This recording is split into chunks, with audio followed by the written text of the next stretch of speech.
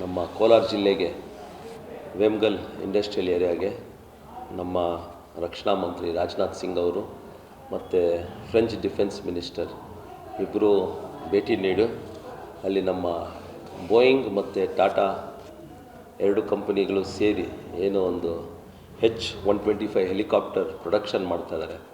ಅದನ್ನು ಉದ್ಘಾಟನೆ ಮಾಡೋಕ್ಕೆ ಬರ್ತಾಯಿದ್ದಾರೆ. ಇದು ಒಂದು ಬಹಳ ಸಂತೋಷದ ಸುದ್ದಿ. ಯಾಕೆಂದರೆ ಈ ಡಿವಿಷನ್ನ ಹೈದರಾಬಾದು ಇಲ್ಲಾಂದರೆ ಹರಿಯಾಣ ಎಲ್ಲಾದರೂ ಶಿಫ್ಟ್ ಮಾಡಬೇಕು ಅಂತ ಏನೋ ಒಂದು ಸೂಚನೆ ಬಂತಾಯಿತ್ತು. ಆವಾಗಲೇ ನಾನು ರಾಜನಾಥ್ ಸಿಂಗ್ ಸಾಹೇಬ್ರಿಗೆ ಒಂದು ಮಾತು ಹೇಳಿದೆ. ಆಲ್ರೆಡಿ ಇಂಡಸ್ಟ್ರಿಯಲ್ ಹಬ್ ಆಗಿದೆ ನಮ್ಮ ಕೋಲಾರ ಮತ್ತು ವೇಮ್ಗಲ್ ಇಂಡಸ್ಟ್ರಿಯಲ್ ಏರಿಯಾಸು. ಇದನ್ನು ತೆಗೆದರೆ ಚೆನ್ನಾಗಿರಲ್ಲ ಅಂತ ಒಂದು ಮಾತು ಹೇಳಿದಾಗ ಅದನ್ನಲ್ಲೇ ಕಂಟಿನ್ಯೂ ಮಾಡಿಸ್ತೀವಿ ಅಂತ ಒಂದು ಭರವಸೆ ಕೊಟ್ಟಿದ್ದರು. ಅದೇ ನಿಟ್ಟಿನಲ್ಲಿ ಇವತ್ತು ಇದು ಇಲ್ಲಿ ಪ್ರೊಡಕ್ಷನ್ಗೆ ರೆಡಿಯಾಗಿ ಮತ್ತು ಇನಾಗ್ರೇಷನ್ ನಾಳೆ ಮಾಡ್ತಾಯಿದ್ದಾರೆ.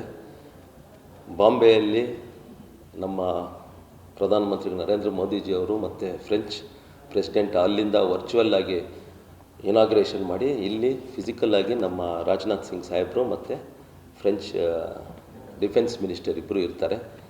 ಇದು ಒಂದು ಒಳ್ಳೆಯ ಸುದ್ದಿ. ನಮ್ಮ ಕೋಲಾರ ಜಿಲ್ಲೆಗೆ ಒಂದು ಇಂಡಸ್ಟ್ರಿಯಲ್ ಹಬ್ ಅಂತ ಏನು ಒಂದು ಶುರುವಾಗಿದೆಯೋ ಇವಾಗ ಕೋಲಾರ ಮತ್ತು ನಮ್ಮ ನರಸಾಪುರ ಮತ್ತು ವೇಮ್ಗಲ್, ಅದ್ರ ಜೊತೆ ಇವಾಗ ಏನು ನಮ್ಮ ಸಿದ್ಲಘಟ್ಟ ಅಲ್ಲಿ H-ಕ್ರಾಸ್ ಮತ್ತು ಅಲ್ಲಿ ಒಂದು 2,000 ಎಕರೆ ಏನೋ ಒಂದು ಕೈಗಾರಿಕಾ ಪ್ರದೇಶ ರೆಡಿ ಆಗ್ತಾಯಿದೆ.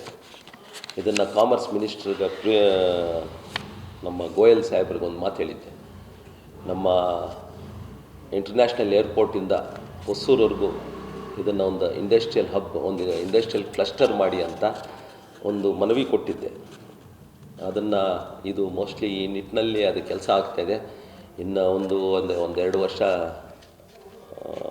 ಎರಡು ವರ್ಷದಲ್ಲಿ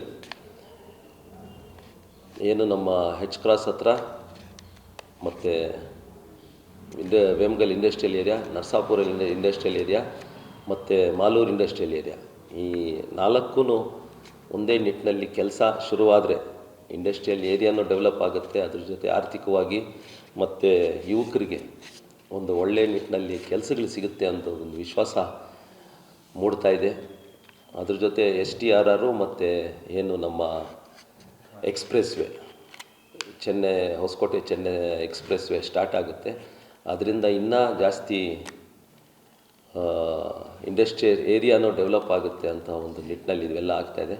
ಸೊ ಇದೆಲ್ಲ ಆದರೆ ನಮ್ಮ ಯುವಕರಿಗೆ ಕೆಲಸಗಳ ಮತ್ತು ಉದ್ಯೋಗ ಸಿಗುತ್ತೆ. ಒಂದು ಆರ್ಥಿಕವಾಗಿ ನಮ್ಮ ಇಲ್ಲಿರುವ ಯಾರು ರೈತರು ಬೆಳೆ ಜಮೀನುಗಳು ಯಾರು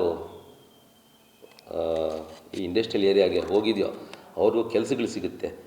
ಭಾಳ ಒತ್ತಡದಿಂದ ಏನು ವಿಸ್ಟ್ರಾನ್ ಅಂತ ಏನು ಟಾಟಾ ಟೆಲಿಕಮ್ಯುನಿಕೇಷನ್ಸ್ ಅಂತ ಒಂದು ಇದರಲ್ಲಿ ನಮಗೆ ಕೆಲಸಗಳು ಕೊಡಬೇಕು ಅಂತ ಏನೋ ಒಂದು ಒತ್ತಡ ಆಗ್ತಾಯಿದ್ದೆ.